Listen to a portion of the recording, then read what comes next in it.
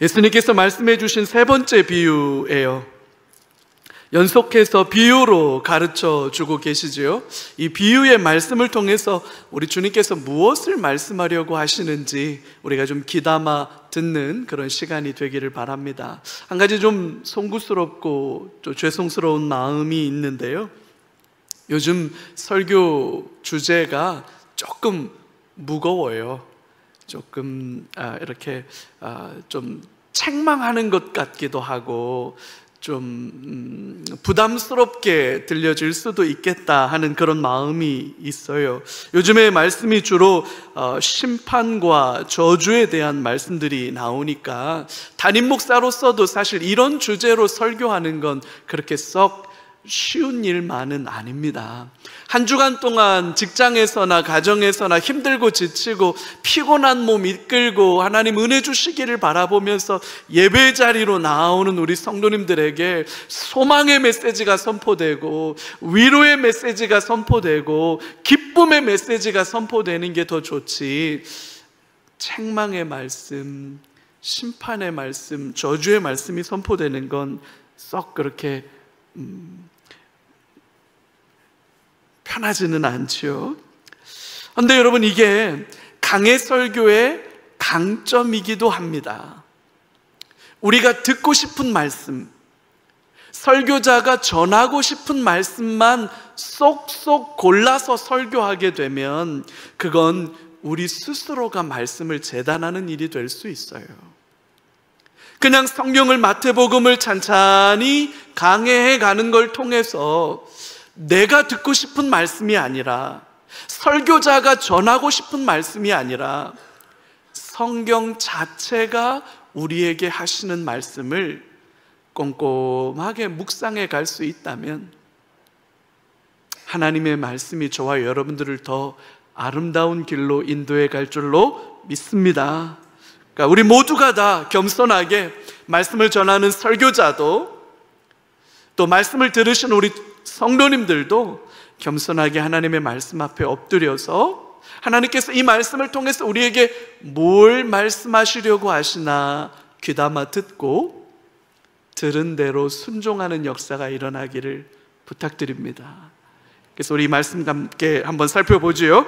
오늘 이 본문의 비유는 잘 알려진, 우리에게 아주 익숙한 본문이에요. 2절을 같이 다시 한번 볼까요? 2절. 천국은 마치 자기 아들을 위하여 혼인잔치를 베푼 어떤 임금과 같다.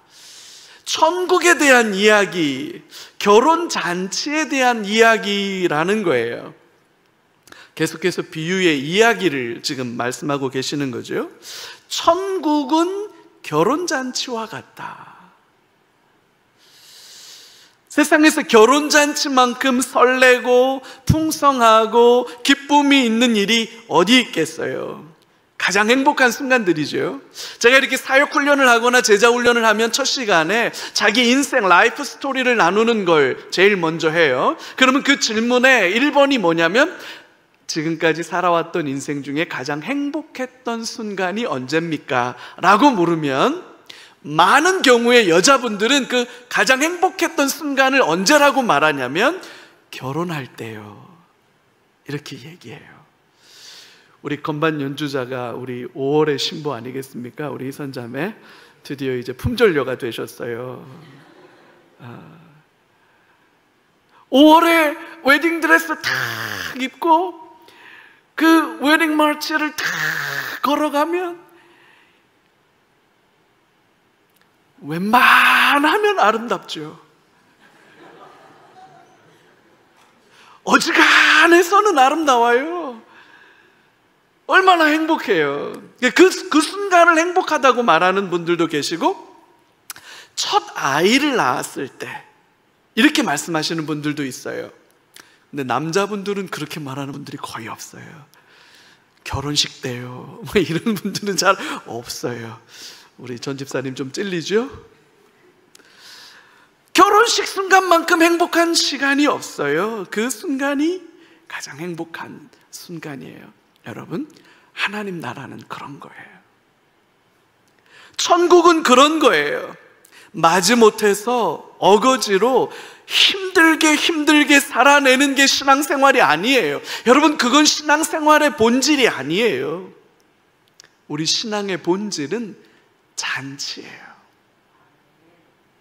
행복한 거예요. 기쁨이 있고 감사가 있는 잔치가 바로 천국이고요. 그게 신앙생활이지요. 이 천국, 이걸 하나님 나라라고 하는데 하나님의 나라는 교회를 통해서 임하지요. 그래서 교회가 잔치집 같아야 해요. 교회는 잔치집 같아야 해요. 떠들썩하고 사람들로 북적북적하고 노래가 있고 서로를 향한 축하와 격려가 있고 행복한 곳이 교회여야 하고요. 그게 신앙생활이어야 해요. 그게 바로 건강한 교회의 모습이에요. 그게 행복한 성도들의 모습이에요. 저는 우리 교회가 그런 교회가 되기를 소망합니다. 또 일요일이야. 지겨워 죽겠네. 왜 이렇게 자주 돌아와? 이거면 뭔가 이상한 거예요. 왜 아직 월요일밖에 안 된 거야? 왜 아직 수요일밖에 안 된 거야? Thanks God, it's Friday. 이제 곧 주일입니다. 이래야 그게 좋은 거예요. 여러분, 그럴 수 있는 우리 모두가 되기를 바라요. 한 임금이 결혼잔치를 준비했다고 그럽니다. 임금이 준비한 결혼잔치니까요, 이게 얼마나 대단하겠어요? 아들을 장가 보내는 건지 딸을 시집 보내는 건지는 명확하지 않아요. 근데 임금이 아들을 혹은 딸을 결혼시키면서 잔치를 벌인 거예요. 힘있고 돈 있는 사람들의 결혼은 좀 남다르지요. 저도 우리나라의 굉장히 대표적인 건설회사의 사장님 자녀의 결혼 예배를 제가 집례하고 주례를 했던 적이 있어요. 아이고, 괜찮네, 그런 생각이 들었어요. 대단하더라고요. 여러분, 이런 결혼식의 특징이 있어요. 이런 좀 힘있고 돈 있고 좀 이렇게 한가닥 하시는 분들의 결혼식의 특징이 뭐냐? 아무나 참석할 수가 없어요. 아무나 참석하는 결혼식이 아닙니다. 초대받은 사람들만 오는 거예요. 이런 결혼식에는 초대받는 것 자체가 영광이고 명예예요. 자리가 한정돼 있으니까 다 못 모시는 거예요. 정말로 중요한 분들, 그런 사람들만 쏙쏙 골라서 초대하는 거예요. 또 하나의 특징이 있죠. 아주 특별한 장소에서 결혼식을 해요. 강남의 최고급 호텔에서. 꽃장식만 해도 뭐 얼마가 들었네, 이런 이야기를 들으면 조금 마음이 그렇죠. 꽃값을 그렇게나 낸다고? 좀 마음이 그래요. 음식도 특별한 음식이 준비되지요. 그래서 그 결혼식은 1인당 식비가, 1인당 하객 식비가 30만 원이라고 해요. 뭘 그걸 가지고 그러냐, 뭐 이런 표정들이 있어요. 보통 뭐 한 30만 원씩은 잡수고 다니시는 거죠, 어디 가서. 뭐 보통 뭐 이렇게 시장에서 밥 한 끼 먹으면 뭐 한 30만 원씩 주고 잡수시는 거죠. 저는 막 눈이 이만해지더라고요. 음식도 대단해요. 그래서 이런 결혼식을 세기의 결혼식이다, 뭐 이렇게들 말들 해요. 여러분, 몇 년 전에 인도의 대표적인 기업 중에 하나인 릴라이언스라고 하는 기업이 있어요. 그 릴라이언스라고 하는 기업의 회장님이 자기 딸을 결혼시키는데 이 결혼식 비용이 얼마가 들었는지 혹시 아세요? 1130억이 들었답니다. 안 놀라시는군요. 뭐 웬만하면 뭐 그 정도 돈 쓰고 결혼하신다는 얘기죠. 딸 시집 보내는데 1130억이 들었다고 그래요. 여러분, 이게 얼마나 대단한 돈이냐면 예수님 부활하시고 승천하시고 난 뒤부터 매년 5천만 원씩 저축하면 지금쯤 1,000억 돼 있습니다. 매년 5천만 원씩 저축하면 지금쯤 1,000억 돼 있는 거예요. 이성계가 조선을 건국하고 난 뒤부터 매년 1억씩 저축하면 이자 좀 보태서 지금쯤 1,000억 돼 있을 거예요. 딸내미 하나 시집 보내는데 1,130억. 초청장 한 장 가격이 500만 원이랍니다. 순금으로 코팅된. 그러니까 이런 첨첩장은 받는 것 자체가 그냥 금덩이 초청장인 거예요. 금덩이에 당신을 초대합니다, 이렇게 오는 거죠. 그러면 초청장 우리는 보고 나서 날짜 확인하고 나면 다 어떻게 해요? 근데 이런 초청장은 그냥 이렇게 액자에다 넣어가지고 현관에다가, 아니 집안 거실에다가 딱 제일 잘 보이는데 해놔야 되지 않겠어요? 축가를 무려 비욘세가 와서 했다지요. 그 결혼식에 미국의 국무장관이 참석했다지요. 전 세계 내로라 하는 재벌들이 이 결혼식에 참석을 했다고 그래요. 1,130억. 그런가 하면 여러분, 올해 1월 달에 저 인도네시아에 가면 인도네시아 섬 저 북쪽에 브루나이라고 하는 작은 왕국이 하나 있어요. 인구가 한 40만 정도밖에 안 되는 작은 왕국인데요, 그 브루나이 왕이, 거기는 왕이 통치하고 있는 나라인데, 왕이 넷째 아들을 장가를 보냈답니다. 넷째 아들. 근데 넷째 아들 장가 보냈는데 결혼식 비용이 얼마 들었느냐? 350억 들었답니다. 그래서 저는 이제 고민해요. 저는 제 아들 장가를 못 보낼 것 같아요. 350억 정도 드는 이거 결혼식은 저는 그래서 혼자 살으라고 그래야 될지 지금 고민 중이에요. 350억을 결혼식 비용으로 쓴다면 여러분, 이 결혼식이 어느 정도 수준일까요? 여러분, 지금 오늘 본문에 왕이 자녀를 위해서 결혼을 마련하고 있는 거예요. 이 정도 수준의 결혼식을 상상하셔야 돼요. 왕이 준비한 결혼식이 지금 이 정도 수준이라고는 여러분 감안하셔야 돼요. 한 1,100억 정도 들어가는 결혼식. 아이고, 소소하게 350억 밖에 안 썼어요, 뭐 이런 결혼식을 상상하시고 오늘 이 본문을 보셔야 한다는 거죠. 왕이 준비한 결혼식에 초대된 사람들이 얼마나 영광스럽고 명예로울까요? 이런 자리에 초대받는 것 자체가 영광이죠. 근데 여러분, 오늘 본문에 보니까 이상한 일이 벌어지고 있습니다. 오늘 본문 3절에서 6절까지의 말씀이 그 결혼식의 정황을 이렇게 얘기해요. 그 종들을 보내어 그 청한 사람들을 혼인잔치에 오라 하였더니 오기를 싫어하거늘 다시 다른 종들을 보내며 이르되 청한 사람들에게 이르기를 내가 오찬을 준비하되 나의 소와 살진 짐승을 잡고. 저는 여기까지만 이야기하면 이 결혼식 갑니다. 저는 이렇게 음식이 준비됐으면 저는 가요. 모든 것을 갖추었으니 혼인잔치에 오소서 하라 하였더니 그들이 돌아보지도 않고 한 사람은 자기 밭으로 한 사람은 자기 사업하러 가고 그 남은 자들은 종들을 잡아 모욕하고 죽이니. 뜻밖의 일이 일어나고 있어요. 왕이 준비한 결혼잔치에 가기를 싫어합니다. 싫다는 거예요. 안 가겠다는 거예요. 살찐 소와 양을 잡았다고 하는데요, 이러면 가야지요. 2+인데. 근데도 안 가요. 한 사람은 자기 밭으로 갑니다. 나는 밭에 가서 일할래. 나는 사업할 게 필요해. 그래서 난 못 가. 심지어 어떤 사람들은 그 소식을 전하러 온 사람, 그 종들을 잡아 죽이는 끔찍한 일까지도 벌어집니다. 자, 여러분, 왕이 어떻게 해야겠습니까? 참을 수 없는 분노를 느껴요.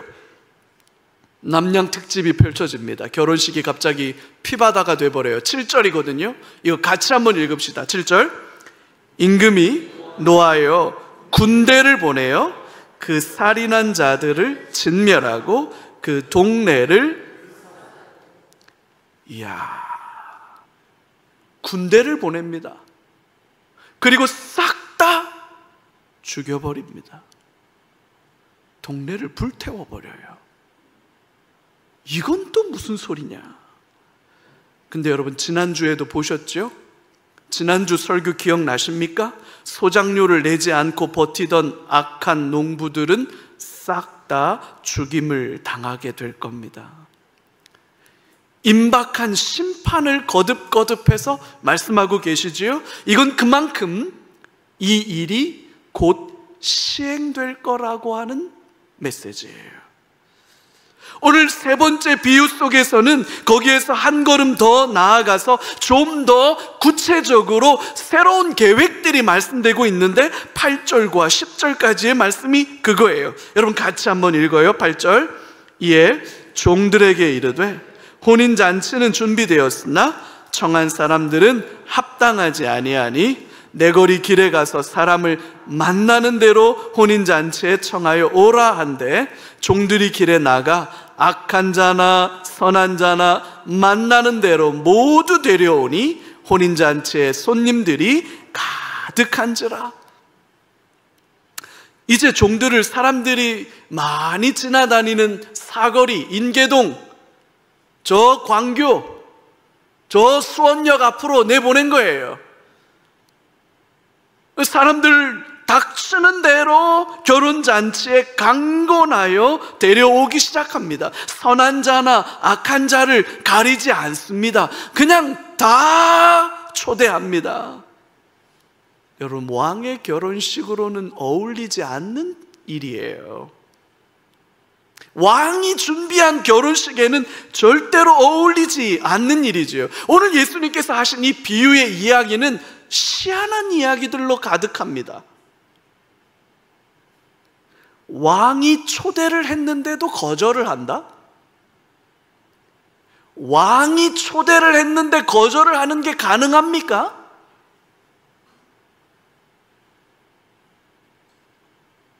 그렇다고 군대를 보내서 사람들을 다 죽이고 동네를 불태워버려요.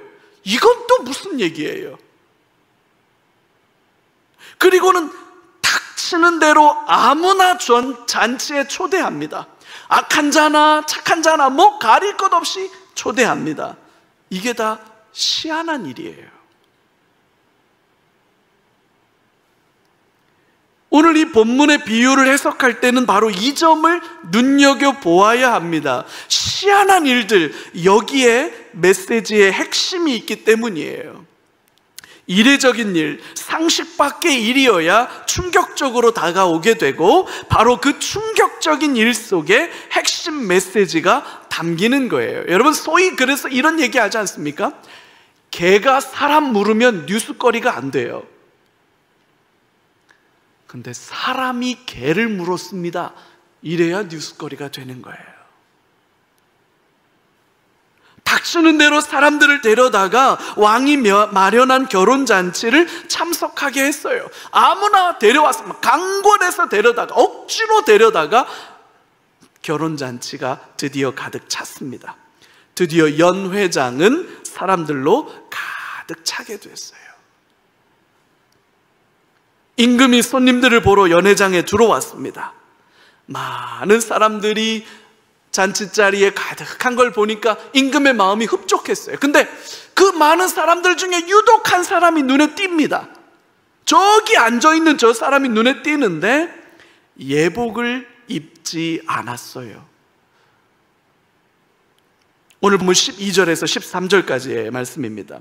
이르되 친구여, 어찌하여 예복을 입지 않고 여기 들어왔느냐?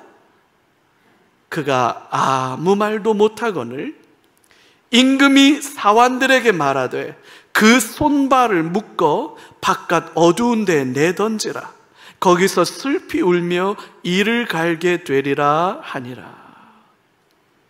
어찌해서 예복을 입지 않고 결혼식에 참석했느냐고 물어보았지만 그 사람이 유구무원이에요.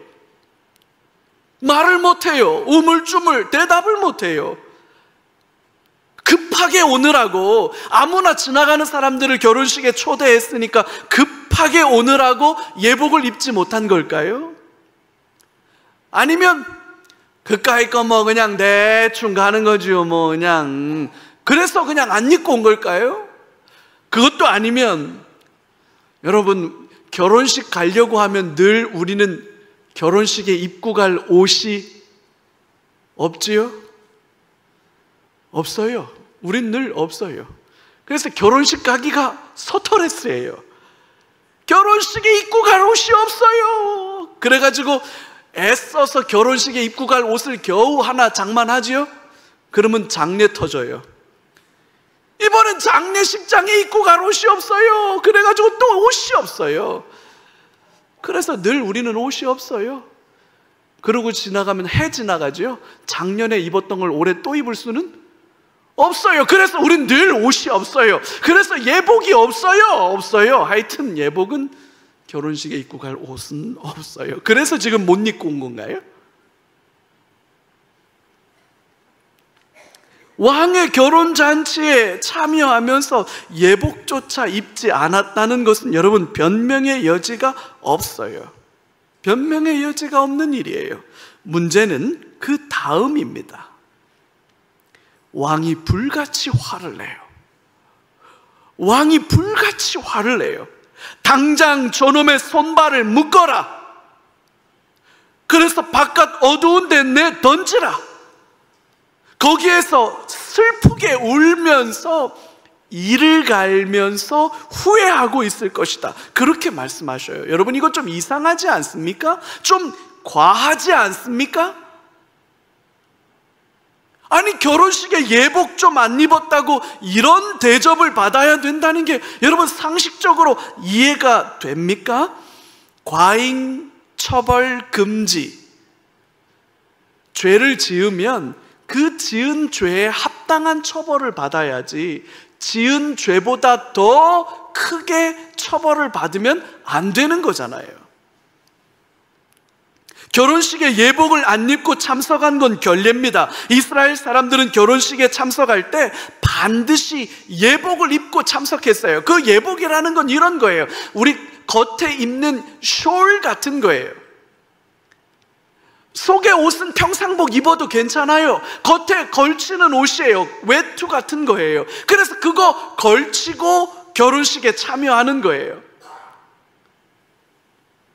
그거 안 걸쳤다고 왕이 불같이 화를 내면서 그 사람을 쫓아내라고 합니다. 슬프게 울 거라고 말합니다. 이를 부득부득 깔면서 후회하게 될 거라고 말합니다. 마치 영원한 저주와 형벌의 자리로 쫓겨나는 듯한 이미지예요. 이것도 희한한 일이에요.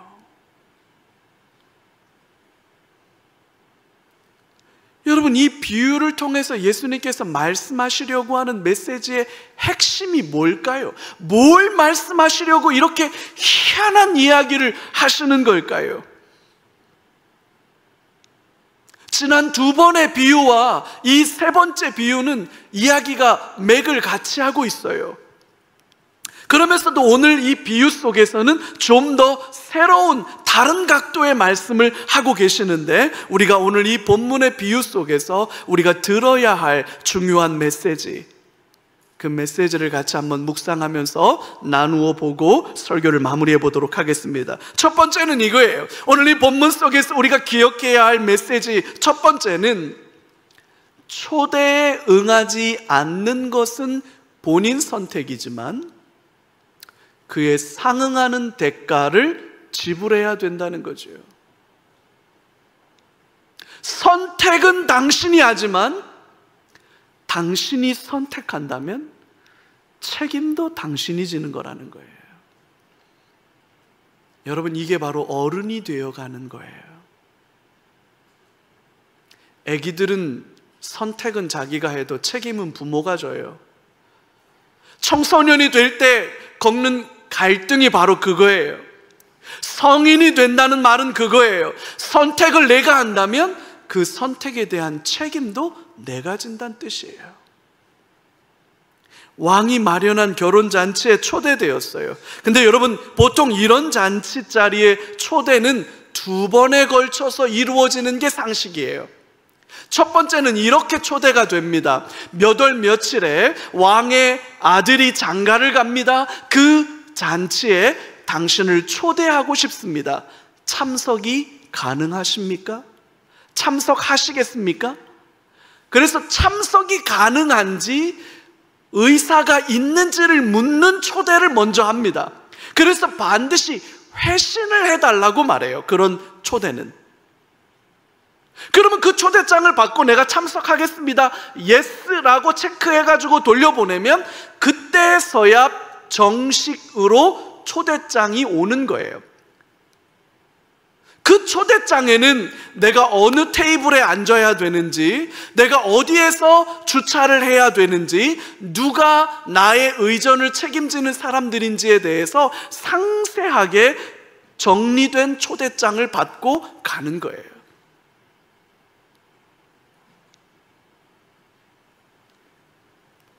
왕의 결혼식도 마찬가지였을 겁니다. 분명히 먼저 물어보았을 거예요. 왕이 결혼식을 준비하고 있는데 당신을 초대하려고 합니다. 몇 월 며칠입니다. 참여할 의사가 있습니까? 참석이 가능합니까? 라고 물었을 거예요. 그때 당시에는 황송한 마음으로 참석을 하겠다고 대답을 해놓고 정작 결혼식 당일이 되어서 마음이 바뀐 거예요.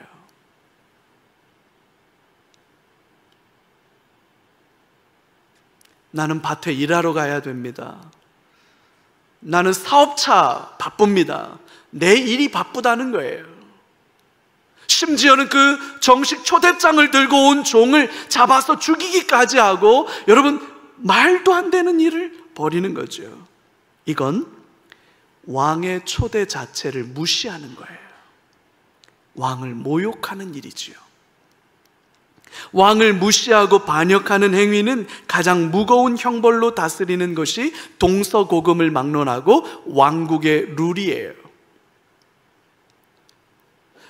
오늘 이 말씀은 1차적으로 예수님을 알아보지 못하고, 왕으로 오신 예수님을 알아보지 못하고, 예루살렘의 대제사장들이, 사내들인 공의회 장로들이, 백성의 지도자들이, 이스라엘 백성들이 예수가 누군지 알아보지 못하고 예수를 거부하는 그들에 대한 심판을 예고하는 메시지라고 하는 게 1차적인 의미지만, 여러분, 동시에 저와 여러분들도 초대를 받은 사람들이라는 사실을 기억하셔야 합니다. 오늘 그래서 이 자리에 다 같이 나와 있는 것 아닙니까?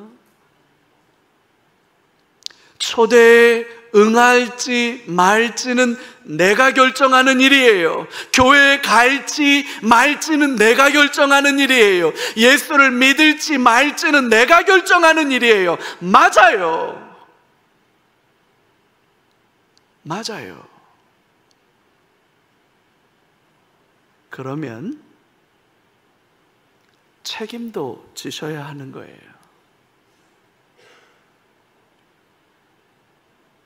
책임도 지셔야 하는 거예요. 나는 선택만 하고 책임은 안 져. 그럴 수는 없어요. 왕의 초대에 응하지 않는 것은 본인 선택이지만 그에 상응하는 대가는 지불하게 될 겁니다. 두 번째, 오늘 본문의 메시지의 핵심은 이거예요. 이제 누구나 참석할 수 있게 되었다는 거예요. 누구나, anybody welcome. 누구든지 환영하게 되었다는 거예요. 이제는 지위가 높은 사람이나 낮고 천한 사람이나 가난한 자나 부유한 자를 가리지 않습니다. 남자나 여자나 외국인이나 내국인이나 가리지 않습니다. 누구든지 이 잔치에 참여할 수 있게 되었다는 거예요. 여러분, 이게 바로 복음이에요. 할렐루야. 이게 복음이에요. 왕의 결혼식은 아무나 참석할 수 있는 결혼식이 아닙니다. 고관 대작들만 참석하는 거예요. 다른 나라에서 온 대사들, 그 다른 나라의 사절단들만 참석할 수 있는 자리예요. 아무나 참석할 수 없던 결혼잔치가 누구나 참석할 수 있는 잔치로 바뀌었다는 거죠. 원래 초청 대상자들이 걷어찬 복이 마침내 모든 사람들에게 열려졌다는 거예요. 저와 여러분들이야말로 그 은혜를 누리는 수혜자들이지요. 여전히 이 잔치는 왕의 잔치예요. 1,100억이 들어가는 잔치예요. 못해도 350억은 들어가는 그런 잔치예요. 하늘 왕이 마련한 잔치거든요. 싸구려 잔치가 아닙니다. 복음이 공짜라고 해서 그 복음이 싸구려가 되었다는 뜻은 아닙니다. 복음이 공짜인 이유는 값으로 매길 수 없기 때문이에요. 예수 그리스도의 생명값으로 주어진 구원인데 예수 그리스도의 생명값을 어떻게 가격을 매기겠어요? 그 구원을 누릴 자격과 조건을 만약에 기준대로 잡는다면 우리들 중에 통과할 사람이 아무도 없어요. 복음은 공짜로 주어지는 거지만 복음이 싸구려는 아니라는 사실이죠.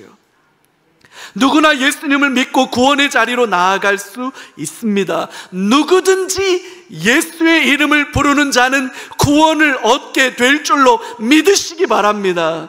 그러나 여러분, 그렇다고 해서 누구에게나 열려졌다고 해서 그게 값싸다는 뜻은 아니에요. 합당한 믿음의 고백이 있어야 합니다. 합당한 믿음의 고백은 그의 삶으로 입증될 수 있어야만 하는 거예요. 한국 교회가 잘못 이해하고 있는 교리 중에 하나가 구원은 믿음으로 받는다는 거예요. 구원은 믿음으로 받는다는 거예요. 여러분, 누가 그래요?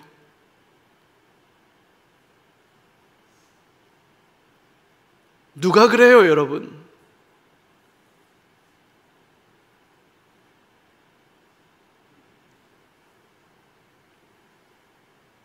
삶으로 입증되지 않는 믿음은 가짜입니다. 그 믿음은 저와 여러분에게 구원을 가져다 주지 못해요.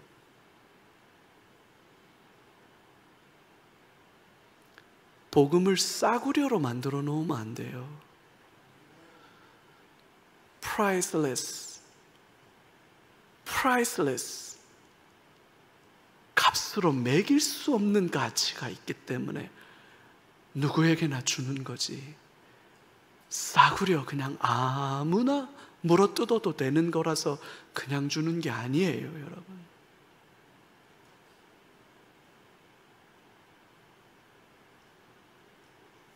세 번째, 오늘 이 이야기의 결론이죠. 예복을 입어야만 합니다. 예복을 입어야만 합니다. 오늘 본문의 가장 중요한 결론이지요. 오늘 본문 14절을 같이 한번 읽어봐요. 14절 함께 읽습니다. 청함을 받은 자는 많되 택함을 입은 자는 적으니라. 청함을 받다라는 것과 택함을 입다라고 하는 것을 대조하고 있어요. 많다는 것과 적다는 것을 대조하고 있어요. 아주 문학적으로 정교하게 구성된 문장이에요. 천국 잔치에 초대된 겁니다. 강군하여 데려다가 이 잔치에 참여하도록 지나가는 모든 사람들을 초대합니다. 누구라도 오시오.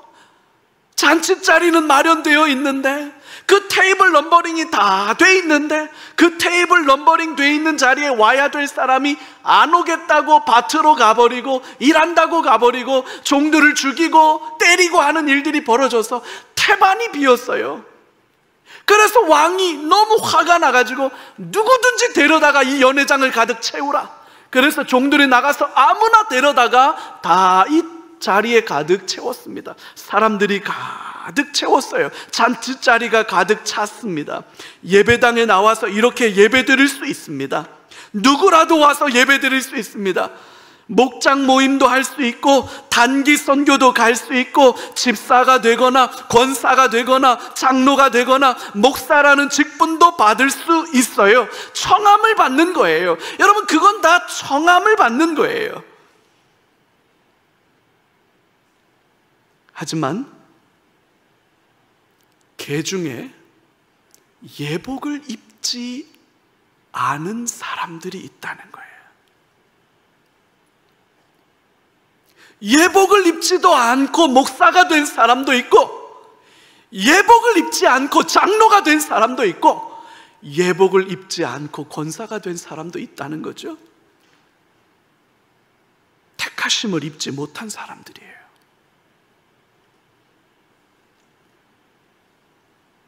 그들은 바깥 어두운 곳으로 쫓겨나게 될 겁니다. 손발이 묶였어요. 마치 흉악한 범죄자를 다루듯이 쫓아내버립니다. 슬프게 울어요. 너무너무 슬프게 울어요. 이를 갈아요. 이를 갈아요. 이를 갈면서 후회해요. 내가 왜 그때 그랬을까? 내가 왜 그런 미련하고 어리석은 결정을 했을까? 내가 왜 그랬을까? 이를 갈면서 후회해요. 정말로 무서운 일이죠. 이건 남양 특집이 됐어요. 결혼식 이야기가 느닷없이 남양 특집 호러물이 됐어요.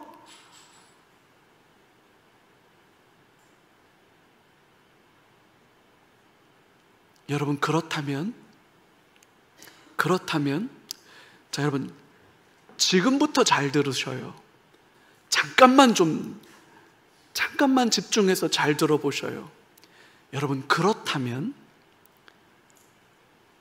이 사태의 가장 중요한 본질은 두 가지 질문으로 압축될 수 있어요. 첫 번째, 내가 입어야만 하는 예복이 도대체 뭐냐?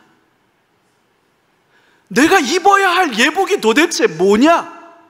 이 질문 하나랑 또 다른 질문은, 나는 그 예복 입고 있나?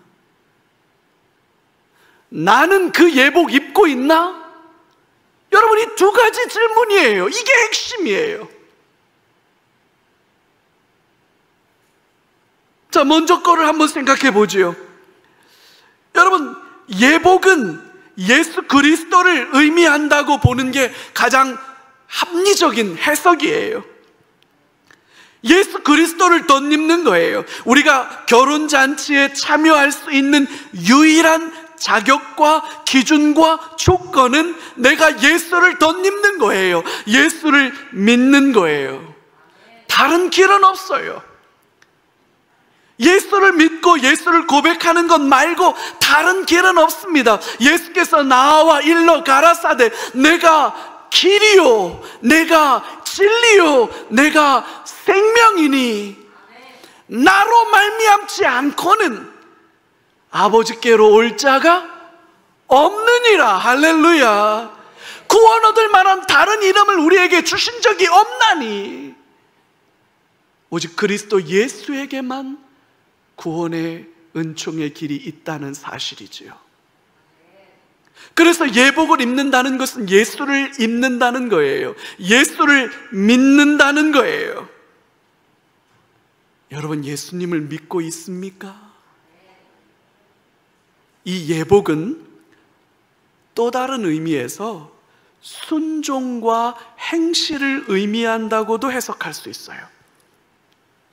믿는다고 말로만 말하는 것으로는 안 됩니다. 여러분, 계속해서 마태복음이 우리에게 말하는 게 뭡니까? 열매가 있어야 된다는 거예요.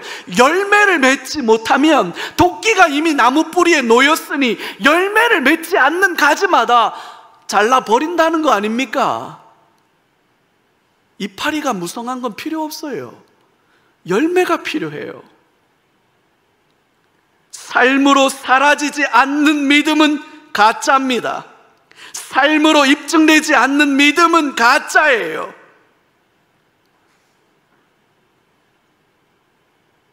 믿는다고 말하는 게 중요하지 않아요. 사라지는 게 믿음이에요. 그렇게 사는 게 믿음이에요. 내 삶에 예수의 흔적을 가졌습니까?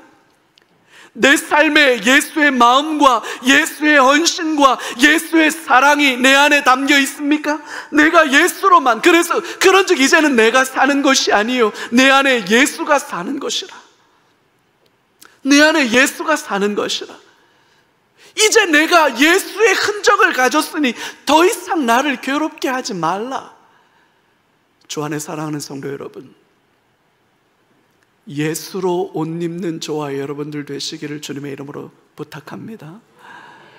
예수를 믿는 그 믿음의 고백이 저와 여러분들 안에 있기를 주님의 이름으로 축복합니다. 그 믿음은 사라질 때 온전한 거예요.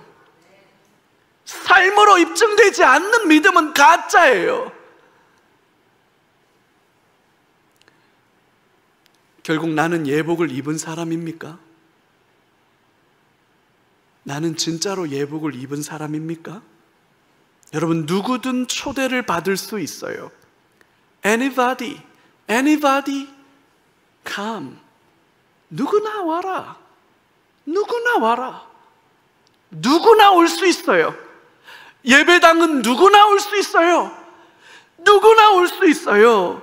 그래서 초대받은 사람들 누구나 잔치자리 안으로 들어올 수 있습니다. 그래서 목사도 될 수 있어요. 그래서 장로도 될 수 있고요, 권사도 될 수 있고요, 집사도 될 수 있어요. So what?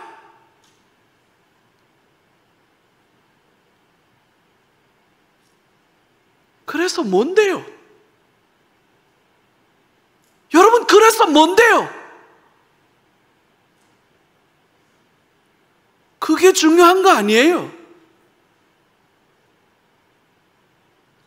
예수를 입었느냐가 중요한 거예요. 예수를 믿느냐가 중요한 거예요. 여러분, 목사 믿지 마요. 교회 믿지 마요. 예수 믿어요. 예수님 따라가요. 우리는 예수님 믿고 따라가는 사람들이에요.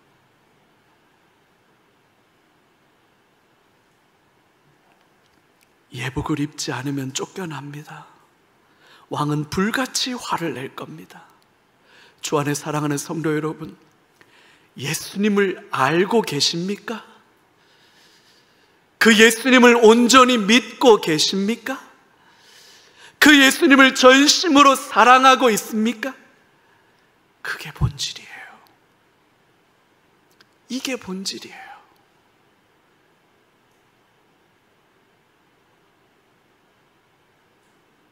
예수님을 알고 예수님을 믿고 예수님을 사랑하는 저와 여러분들 다 되시기를